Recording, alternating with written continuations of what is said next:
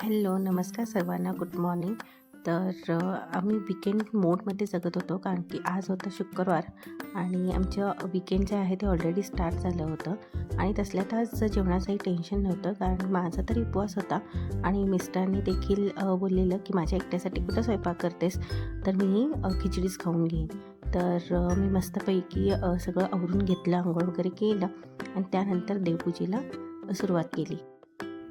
देवपूजा हे अत्यंत आवडीचं काम आहे माझं. तर मी आज देवाजवळची जी सर्व भांडी आहेत ती आणि देव हे सर्व लक्क असं व्यवस्थितपणे धुवून पुसून घेतलं. खूप छान वाटतं, खूप पॉझिटिव्ह वाईब्स येतात जेव्हा घरात अशी पूजा होते. तर तुम्ही माझं मंदिर, सुंदर असं मंदिर बघू शकता.